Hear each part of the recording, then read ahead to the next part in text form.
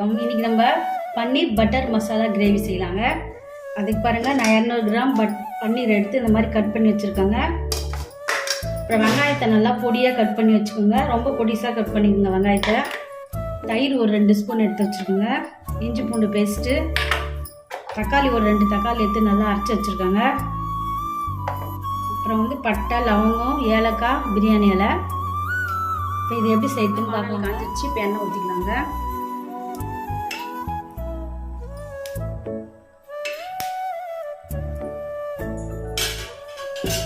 நல்ல ஒரு காரசாரமான கிரேவிங்க. இது தயிர் சாதம், அதுக்கப்புறம் தக்காளி சாதம், பிரியாணி எல்லாத்தையுமே சாப்பிடலாங்க. Key rice. இப்போ நம்ம இது போட்டுக்கலாங்க. ஒரே ஒரு மிளகா போட்டுக்கலாங்க, கிள்ளி காஞ்ச மிளகா. புரிஞ்சிச்சு. இப்போ வெங்காயம் சேர்த்துக்காங்க.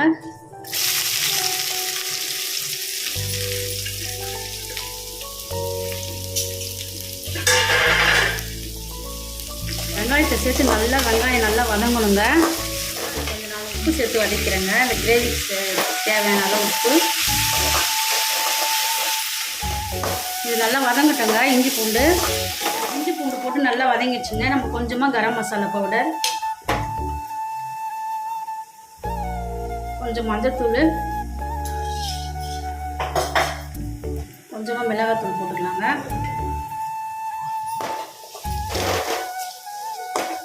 மசாலாலாம் போட்டு நல்லா கொஞ்சம் வதக்கிட்டு எண்ணெய் பிரிஞ்சு மேலே வரட்டுங்க.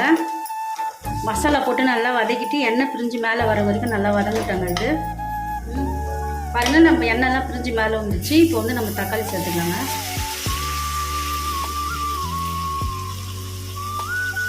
தயிர் கொஞ்சம் சேர்த்துக்கலாங்க. நல்லா கலக்கி விடுங்க.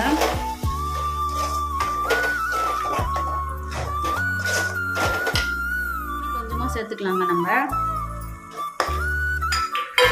இப்போ தண்ணி சேர்த்துட்டோங்க. இது நல்லா கொதிக்கிட்டுங்க. கொஞ்சம் மூடி வச்சிடலாங்க. அது ஒரு பக்கம் நல்லா கொதிக்கிட்டுங்க. இப்போ நம்ம அதுக்கு ஒரு மசாலா பவுடர் ரெடி பண்ணி போடலாங்க. பாருங்கள், கொஞ்சமாக மிளகு, சோம்பு கொஞ்சம், பாருங்கள் சீரகம் கொஞ்சம், அவ்வளோதாங்க. இது நல்லா நம்ம அரைச்சிக்கலாங்க. பாருங்கள், கிரேவி நல்லா திக்காக கொதிச்சிச்சிங்க. இப்போ நம்ம இந்த அரைச்சி வச்சுருக்கோம் இல்லைங்களா, அங்கே பாருங்கள், மசாலா பவுடர் போட்டுக்கலாங்க. மசாலா பவுடர் சேர்த்து நல்லா ஒரு கொதி வந்துச்சுங்க. இப்போ நம்ம எடுத்து வச்சுருக்கோம் இல்லைங்களா, அந்த பன்னீர் எல்லாம் போட்டுக்கலாங்க.